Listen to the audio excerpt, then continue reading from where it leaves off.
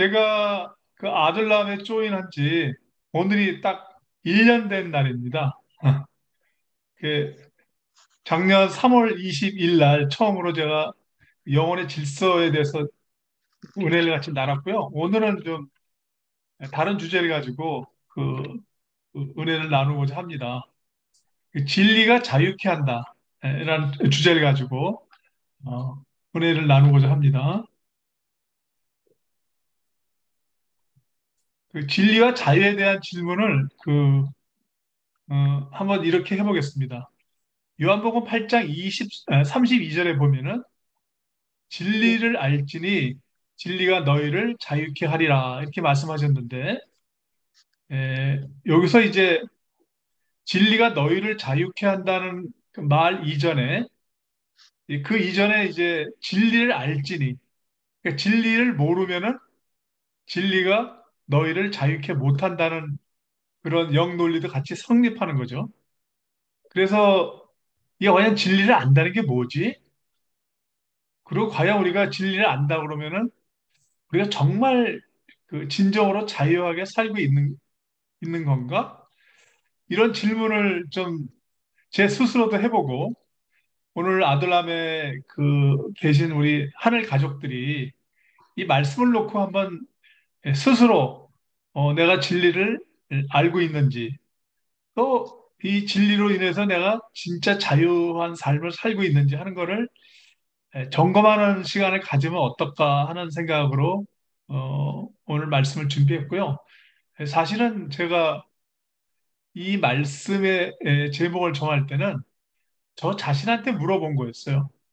제가 신앙생활 뭐 30년 이상 했는데 예수님을 알고 성경 말씀도 많이 알고 신학도 하고 정말 내가 진리 가운데 자유하게 살고 있는 건가? 이런 거를 이제 제가 의문을 던져봤고 또 이게 저 문제뿐만 아니라 지금 이 시대에 살고 있는 우리 하늘 가족들, 하나님의 백성들이 아마 공통적으로 이런 질문에 대해서 좀 궁금하실 거예요. 그래서 또 다른 성경 구절을 보면은 이제 영생이라는 게 요한복음 17장 3절에 보면은 영생은 곧 유일하신 참 하나님과 그의 보내신 자 예수 그리스도를 아는 것이다. 이렇게 예수님께서 말씀하셨는데 이 질문은 뭐냐면은 우리가 영생을 얻으려고 그러면은 예수 그리스도를 얼마만큼 알아야 영생을 얻지? 이런 질문이 나올 수가 있잖아요. 예. 그리고 이제 과연 나는 영생을 받은 것일까? 뭐 이런 거. 이미 그 예수님을 영접한 순간에 우리는 의인이 됐어요. 의인이 되고 난 다음에 이제 영생을 이미 받았는데 우리가 신앙생활 하면서 가끔은 이제 하나님과의 관계나 또 자기 스스로의 신앙이나 이런 걸 볼 때 과연 내가 진리를 알고 있는 건가?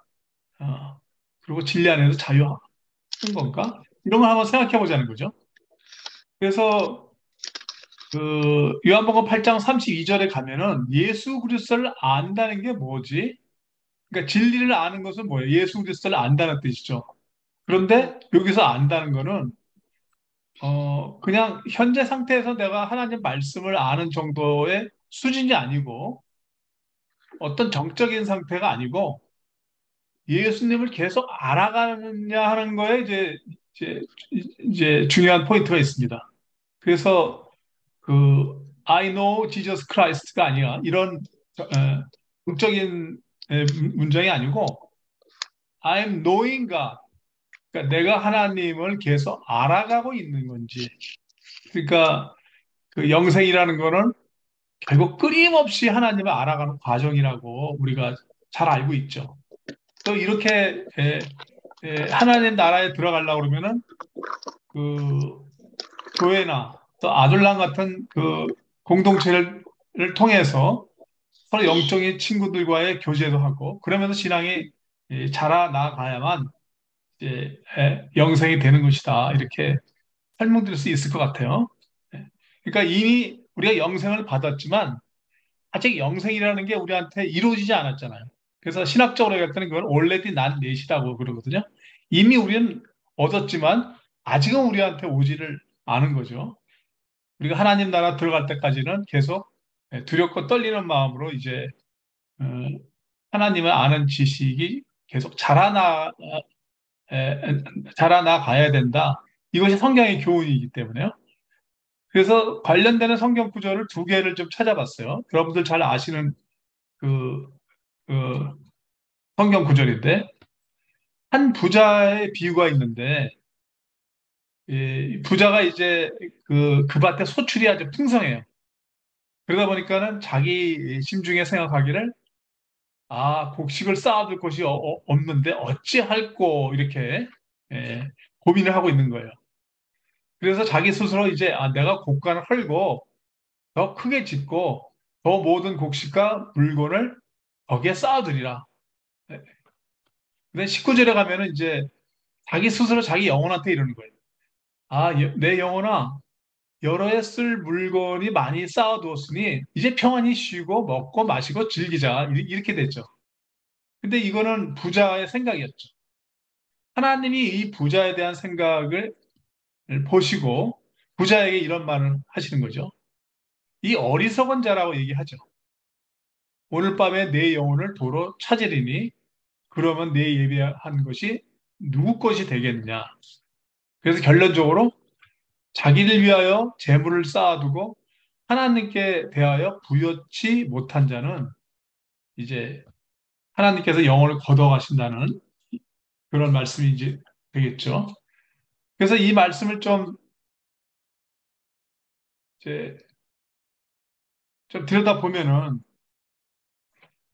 결국에는 교회를 안 다니는 사람이나 교회를 다니더라도 건성으로 다니는 사람들, 이런 사람들이 결국에는 물질에 매몰된 현대인의 전형적 모습이라고 볼 수 있죠. 그래서 잠언서에는 이제 자기 마음을 믿는 자는 미련한 사람이래요. 그러면 현명하고 지혜스러운 자가 되려고 그러면은 어떻게 되죠? 자기 마음을 믿지 말라는 거죠. 그러면 자기 마음을 믿지 않으면 누굴 믿어야 돼요? 결국 하나님이 주인이시기 때문에 하나님께 의지해서 하나님의 그 뜻과 하나님의 말씀에 의한 통치를 받아야, 그러니까 자신의 마음은 하나님의 통치를 받아야만 지혜스럽다고 이제 성경에서 말하고 있는 거죠. 그래서 부자는 이제 그 육신의 욕망을 충족시키고 또 자기가 그 곳간에 쌓아둔 그 곡식들이 결국 자기 자신과 물질과 동일시해서 타인을 사실 생각하지 않는 거 아니에요. 자기 중심적으로 자기 세계에 그냥 빠져 있는 거죠. 타인과 영적으로 연결되지 않은 이런 상태를 이제 계속 제가 누차 반복적으로 그 발표를 해 드린 것처럼 결국 자기 중심성 때문에 그 에고가 자기를 다스리고 지배하는 마음이라는 거죠. 그래서 지금 주변에 그 믿지 않는 사람이라든가 아직도 그 깨어있지 않은 성도들 대부분의 경우는 이제 결국 연봉이나 스펙이나 아파트 평수 등에 현혹되어서 자신의 영혼의 종말이 어떻게 될 건지를 진리를 통해서 알려고 하지 않는 그런 거죠. 그러니까 이제 결국 믿음이 없다는 것도 결국 진리를 통해서 자기 영혼의 종말이 어떤지 하는 것을 알려고 하지 않은 이런 마음의 경향성이 이제 그 믿음을 얘기하는 거고 결국 그런 믿음이 없다 보니까 눈에 보이는 것, 물질 이런 것들이 이제 자기를 지배해서 자기도 모르게 그걸 그냥 쫓는 거죠. 그래서 그 너희는 세상이나 세상에 있는 것을 사랑하지 말라고 성경에서 말씀하고 있고 이때 이제 세상이라는 거는 육신의 정력, 안목의 정력, 이상의 자랑. 이게 이제 누구나 다 추구하는 그런 가치인데 결국에는 이 물질에 매몰이 되고 물질이 우상시가 되면은 이제 보이지 않는 영원한 세계, 하나님 나라에 대한 인식이 이제 없다는 거죠. 그래서 이 부자 같은 경우는 결국 하나님 말씀이 들어와야만 그 이제 말씀의 빛을 통해서 자기 자신이 얼마나 어둡고 자기 자신이 얼마나 하나님과 떨어져 있는 존재고 얼마나 타락한 본성을 갖고 있다는 것을 일단은 말씀의 빛이 들어와야 그걸 볼 수가 있는데 그 빛이 없으면 이제 자기 내부의 영혼이 어떤 상태인지 모르는 거죠. 그래서 성경에서는 이제 악인의 길을 이제 걷는 전형적인 사례를 이제 이 부자의 비유를 통해서 알려주고 있는 거죠. 이런 분들의 공통적인 특징은 또 사후세계에 대한 의식이 없어요. 그러니까 인간이 죽으면 과연 어디로 가지? 그러면 어, 내 영혼이 예, 이 땅에 잠깐 왔다가 이제 사라질 건데 그 앞으로 그 영원한 생명이라든가 자기 존재에 대한 그 사후세계에 대한 이제 의식이 없는 거죠. 그래서 대표적으로 이런 부자는 타락한 인간의 어, 본성, 이 타락한 본성을 이제 알 수 없는 거죠. 그러니까 이제 거룩한 존재를 향한 그 추구조차 하지 않는 거죠. 그러니까 진리를 알고자 하는 그런 경향성이 없는 거죠. 그리고 아무리 예수 그리스도를 전파해도 당장 내가 지금 뭐 비즈니스나 지금 당장 삶에 필요한 거가 아니면은 그런 게 이제 관심이 없어지는 거죠. 예.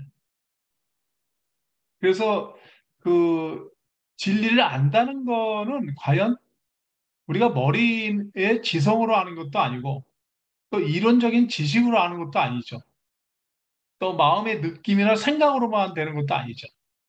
그래서 진리를 안다는 거는 영과 혼과 육이 결합된 존재적으로서 결국에는 말씀과 성령이 자신의 마음과 육신을 이제 지배하는 거. 이게 이제 진리를 안다는 것이 되겠죠. 그래서 이 진리는 한번 믿었다고 해서 그 진리를 아는 것이 아니고 일단은 에, 마음에 예수 그리스도가 들어오는 때부터 결국에는 그 마음은 예수님을 계속 찾도록 되어 있어요. 그래서 그런 것을 예수님을 찾고자 하는 경향성이나 노력이 없는 경우는 이제 영적 침체기를 맞이해서 믿음 성장이 잘 안 되는 거죠. 다음의 사례는 이제 그 열처녀 비유 사례인데 예, 이것도 교회를 오랫동안 다니신 분들은 아마 뭐 수십 차례 이 설교를 들으셨을 거예요. 예. 그런데 이 말씀을 들을 때마다 말씀이 그런 의미였구나 하는 것을 깨닫는 어떤 마음이 새로워지면서 이 말씀에 대한 이해가 좀 달라지면은 더욱더 좋을 것 같아요. 그래서 이거는 그 스토리가 아주 단순하잖아요. 천국은 마치 등을 들고 신랑을 맞으러 나간 열처녀 같다. 뭐 뭐 천국은 그 천국의 비유가 마태복음에 한 7가지 나오죠. 거기 보면은 이제 밭을 사는 그러니까 진주가 에, 묻혀 있는 밭을 이제 일하는 걸 알고 자기의 모든 재산을 팔아서 그 밭을 사는 거 이런 거를 이제 천국의 비유를 하잖아요. 그런 것처럼 이 천국의 비유가 한 7가지 여러 가지 다양하게 나오는데 여기는 이제 등을 들고 신랑을 맞으러 나간 열처녀와 같다. 그런데 다섯 처녀는 미련하고 다섯 처녀는 슬기가 있는지라. 이때 이제 슬기라는 거는 지혜라고 이해하시면 될 것 같아요. 근데 미련한 자는 등을 갖고 있죠. 근데 기름을 갖고 있지 않잖아요. 슬기 있는 자는 기름을 담아서 함께 가져왔는데, 가져갔는데, 신랑이 더디오매 열처녀가 다 동일하게 이제 졸며 잤죠. 그래서 그 7절에 보면은 처녀들이 다 일어나 등을 준비했는데, 미련한 자는 이제 등불이 꺼져가니까 기름을 좀 달라고 하니까 슬기 있는 자는 우리가 쓰기에도 부족하니 차라리 파는 자들에게 가서 너희 쓸 것을 사라 하라. 그래서 이 미련한 자가 기름을 살아가는 도중에 신랑이 온 거죠. 그래서 예비되었던 자들은 함께 혼인잔치에 들어가고 문이 닫혀 있는 거죠. 그래서 그 기름을 준비하지 못한 남은 처녀들은 이제 혼인잔치에 들어가려고 열어달라고 계속 얘기하지만 그때 이제 예수님의 반응이 참 중요한 것 같아요. 여기서도 이제 예수님께서 이 미련한 다섯 처녀를 알지 못한다고 얘기하잖아요. 그러니까 우리가 살아있을 때 예수님을 계속 아는 그 진지하고 그, 그 알고자 하는 노력, 경향성, 열심 이런 것들이 이제 필요한데 그렇지 않은 상태에서 에, 이제 세상의 심판이나 예수님 재림이나 종말 때가 되면은 예수님께서 이제 미련한 다섯 처녀를 이게 알지 못한다. 이제 여기다가 부사 하나 더 붙이면은 내가 너희를 도무지 알지 못한다. 이렇게 될 거예요. 그래서 그 요한계시록에 보면은 이제 종말 때 에, 의인하고 악인이 이제 구분되면서 그때 이제 뚝정이와 가라지가 이제 나눠지잖아요. 그래서 이제 그 예수님께서는 여기서 우리들한테 이제 권하는 교훈 주시는 게 깨어 있으라는 거예요. 깨어 있으라. 근데 예수님이 언제 올지 그 시는 아무도 알지 못하기 때문에 그래서 깨어 있다는 게 과연 뭔지 하는 거를 좀 생각해 보시고 제가 우리 아둘람 가족들한테 이거 설명드리기 전에 각자가 갖고 계셨던 깨어 있다는 그 의미가 뭔지 하는 거를 그 제가 설교를 하고 난 다음에 비교를 한번 해보시는 것도 좋을 것 같아요. 깨어 있는 게 과연 뭔지. 저도 이게 깨어 있는다 이것이 그렇게 신학적으로 이렇게 잘 정리된 거가 없더라고요. 그런데 이거는 영적인 감각이나 영적인 지식을 가지고 봐야 아, 깨어있는 게 그런 의미구나. 그거를 조금은 알 수 있을 것 같아요. 그래서 이제 깨어있지 못한 상태를 이제 알면은 깨어있다는 게 뭔지 이제 그, 좀 더 이해가 좀 쉬운 거죠. 그래서 이 인간의 영혼에 대해서 이 잠언서에 비유한 게 있어요. 인간의 영혼은 여호와의 등불이다. 잠언서 20장 27절. 그래서 영혼은 등불이고 어, 기름은 이제 성령으로 이제 비유한 거죠. 그러니까 성령이 없는 그 등불은 등불 역할을 못 하잖아요. 그냥 등불의 빛이 나갈 수가 없기 때문에. 그래서 성령의 빛의 조명으로 영혼의 내부의 어둠을 깨닫게 되는 거예요. 그러니까 이거는 이제 그 성령이나 말씀의 조명을 그 사람 내면에 마음속에 빛이 비춰지면은 자기 내부의 어둠을 깨닫게 돼요. 그러니까 그 깨달을 때는 어, 그 자기가 얼마나 그 좀 부족하고 또 타락한 본성이 있고 얼마나 이기적이고 내가 하나님을 사랑한다고 하지만 에, 정말 하나님을 사랑한 사람하고 비교해 볼 때 자기는 너무나 보잘것없다는 이런 거를 좀 그 이제 깨닫는 거죠. 그래서 결국에는 뭐 자기 죄에 대한 자각이 되겠죠. 자기가 갖고 있는 뭐 자범죄나 또 고의적으로 범한 거나 때로는 이제 우리가 우울증, 조울증 이런 정신적인 뭐 질환이 있어서 뇌 호르몬 문제도 생기고 그러잖아요. 그럴 때 영혼육이 질서가 잘 안 잡히면은 결국에는 그 육체 질병도 오게 마련인데 그렇다고 해서 믿는 사람이 우울증에 걸리지 말라는 법은 없어요. 그렇지만 그런 그 뇌질환이라든가 정신질환 이런 것들도 그 내부의 어둠으로 인해서 영혼육이 건강하지 못하다는 거는 우리가 잘 알잖아. 그래서 그 말씀의 빛으로 그 영혼이 밝아지지 못하면은 이제 몸 전체가 어두워진다고 예수님께서 그 말씀하셨잖아요. 그러니까 너희가 눈이 어두우면은 몸이 다 어둡다고 예수님께서 말씀하셨잖아요. 그래서 성령이 들어오면은 일단 마음의 빛이 그러니까 성령의 조명하심으로 인해서 마음의 빛이 밝아진다는 게 에베소서 1장에 나오는 말씀처럼 그래서 우리가 흔히들 그런 얘기 하죠. 나이 60대까지는 이제 그 경제 활동, 사회 상황을 하기 위해서 주로 자기 바깥에 있는 쪽에 집중을 했다 그러면은 60세 이상 넘어가면은 결국 자기 영혼의 내면에 대해서 집중을 해야 된다. 이런 얘기를 많이들 하고 있더라고요. 그래서 우리 내면이 과연 하나님 말씀으로 인해서 또 성령의 도우심으로 인해서 얼만큼 영혼이 밝아지냐. 여기는 인간의 영혼은 여호와의 등불이다. 이거를 좀 앞에 비유하고 연결시켜서 이해하시면 좋을 것 같아요. 그다음에 이제 바리새인이 이제 하나님 나라가 어딨냐고 질문한 적 있죠.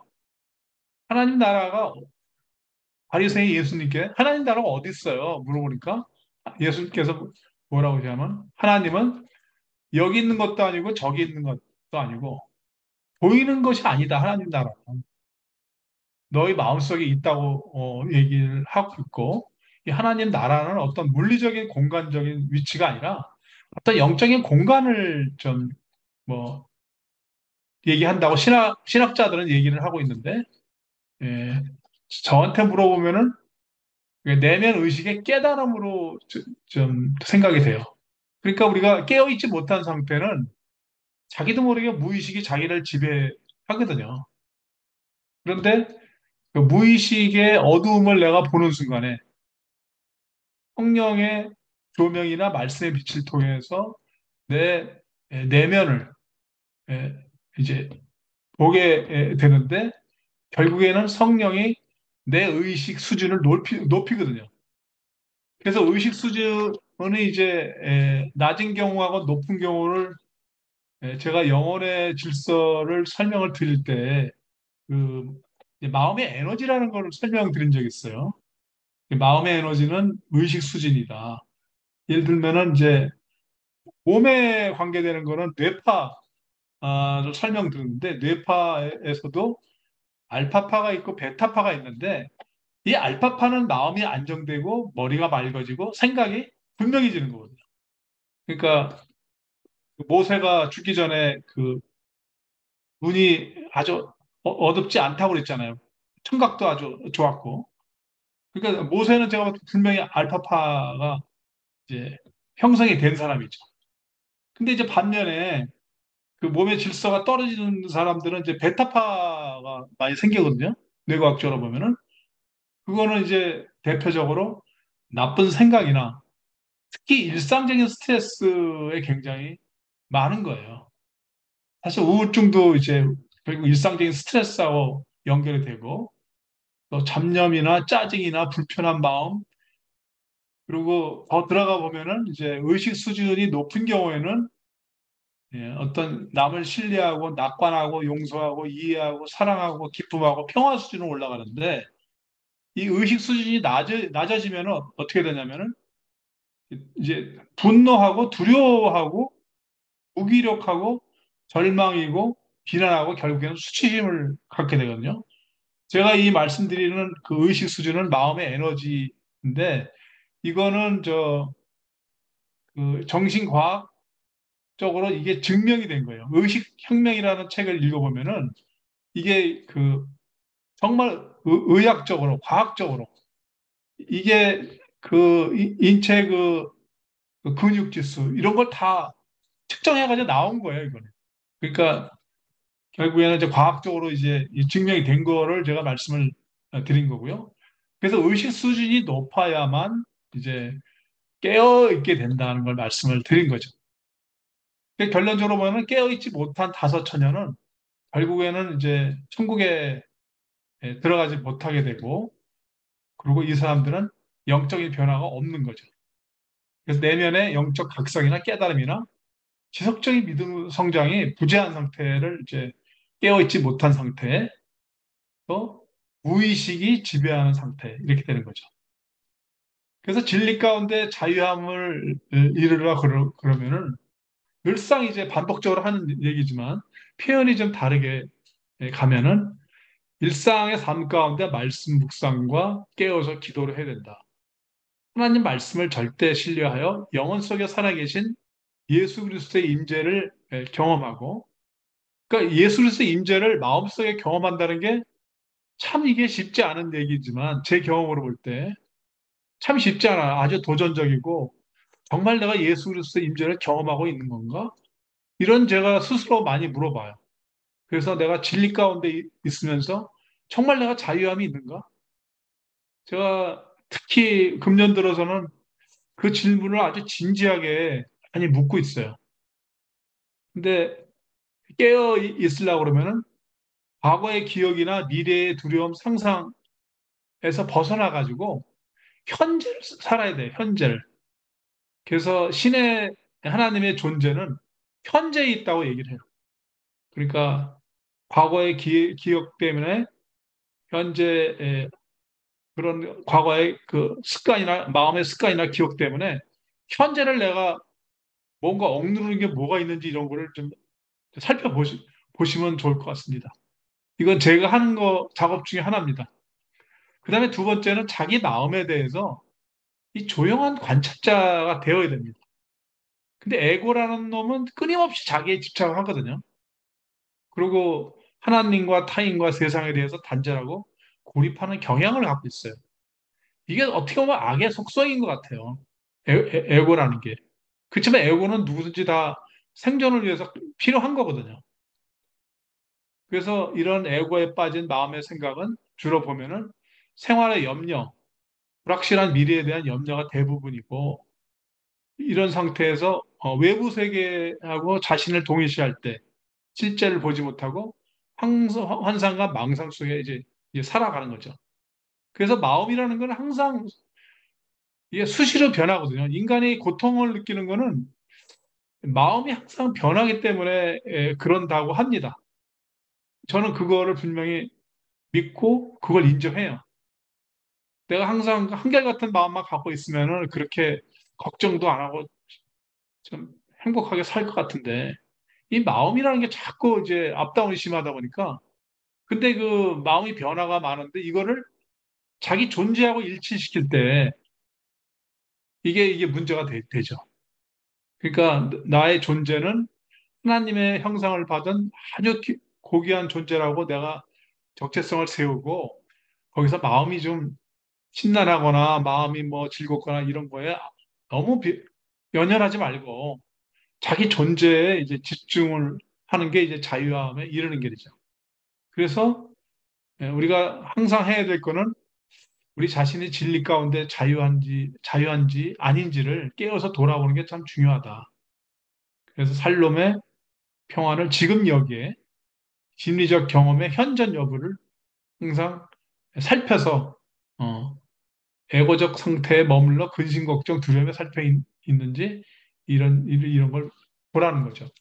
이게 마지막으로 제가 한 말씀 이제 올리면은 그 우리가 스트레스라는 거 있잖아요. 스트레스. 근데 스트레스는 그 외부의 상황이나 조건에 따라서 내가 스트레스를 받기도 하고 안 받기도 하고, 어떤 사람은 동일한 상황인데 안 받는데 나는 받고, 또 반대의 상황도 있거든요. 그래서 이 스트레스는 결국에는 상황이나 조건에 대한 나의 생각이 뭔가 해석을 하는 거거든요. 그러니까 벌써 이제 마음에 매몰되면 이제 그 심리적 스트레스까지 이렇게 연결되기 때문에 우리가 그런 것들을 말씀을 통해서 잘 극복을 하면은 이제 진리 가운데 자유함을 얻는 그 길이다. 예, 제가 여기까지 제가 준비한 거를 발표를 마치겠습니다. 경청해 주셔서 감사합니다. 감사합니다.